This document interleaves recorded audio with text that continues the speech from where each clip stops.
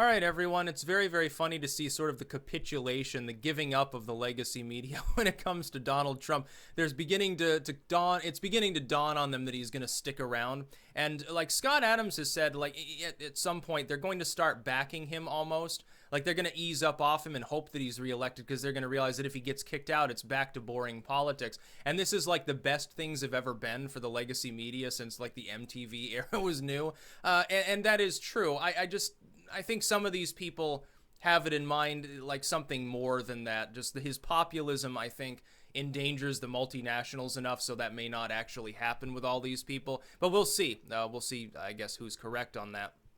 But it's very, very funny because their capitulation has now taken the form of hoping that a fellow Republican is what's going to stop him. They're beginning to lose, I think, faith in the Democrats, possibly because they don't know what they're doing. And so they're hoping that, like, they want Jeff Flake to run, or they want, like, you know, any Republican to run, basically. They keep harboring these weird fantasies about how some Republican is going to come along and take Trump out and become the new standard bearer. And it'll go back to the good old days when the Republicans just wanted to kill third worlders and you know, lower taxes on corporations. Those were the good old days when the Republicans were primarily concerned, their presidents were primarily concerned with the benefits of Raytheon and GlaxoSmithKline or whatever the fuck it's called now. Multinational firms that make money off of human misery. And that's basically what it boils down to. But Trump, oh my God, America first. It's terrible. Populism, oh, it's spooky. American workers' wages have risen a little bit. It's like literally economic doomsday for them. We're going to have to pay people. We're going to have to, oh my God, we'll compete for workers based on their qualifications instead of them competing to have a 9-to-5 job that's capable of actually paying the rent and putting food in their belly, which is like what half of Americans have to do. And the false song of globalism and the siren song, you could say, of socialism beckon to those groups of people. The downtrodden are always misused by these morons. But thankfully, people are a little bit more resistant, I think, nowadays to that sort of propaganda, mainly because of the internet, which is why they're trying to censor it all the time. On behalf, again, of those same multinational corporations. Now, isn't that a coinkydink? Really gets the old noggin jogging, really activates the almonds. Isn't that quacking crazy?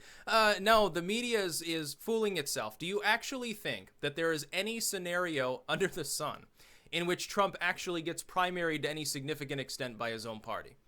No, it's not going to happen, dude. Who's going to... Oh, Bill Weld. Yeah, he'll pull in 2% of the vote if he's lucky in his own fucking home state. Bill Weld, oh, you mean the dude who skipped out on the Republican Party to become the Veep candidate with Gary Johnson, fundamentally transformed the Libertarian campaign into nothing more than a money-making venture, said he would never become a Republican again, he was done with the party, and now is trying to become a Republican again? That Bill Weld? Congratulations. Yeah, congratulations on your shitty campaign.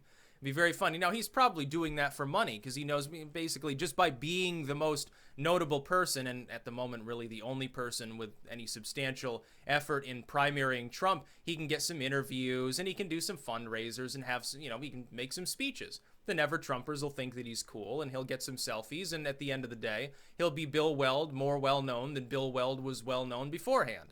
It's a little bit of money and a little bit of fame, and he gets to sort of bask in that limelight and get his 15 minutes. But he already had it.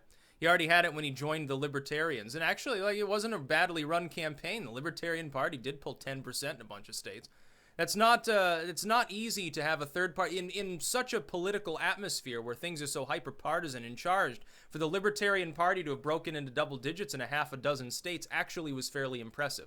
Not gonna lie, Gary Johnson, for all of the obvious weaknesses as a candidate, and Weld for his obvious sellout status, did pretty well considering everything else. Hippie Grandma did fairly well. You know, the one, what's it, Jill Stein there, who chained herself to a bulldozer actually there at whatever the fuck it was, that Keystone Pipeline protest. You remember that?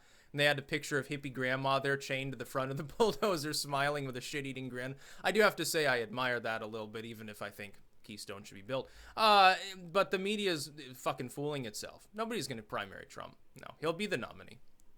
They'll be lucky if they get them below 90% on the results from any state. There'll be some people who like run in their own home states, officially or unofficially, and stuff like that. There'll be the perennial candidates, and there'll be some shit stirrers. Like, I could joke and say, like, you should write me in because, you know, and actually that's a good idea. You should write in Tarl Warwick on your Republican primary ballot, because Trump's gonna win anyway. So, you know, it'd be funny to actually end up getting on those results, because all you need is like 10, 20 votes and you get put in the other category. In some cases, I could be at the top of that heap. In some cases, it could be the only other person that shows up. You know, you have some town with 50 people that are going to do that, and then 10 people vote for me. That'd be hilarious.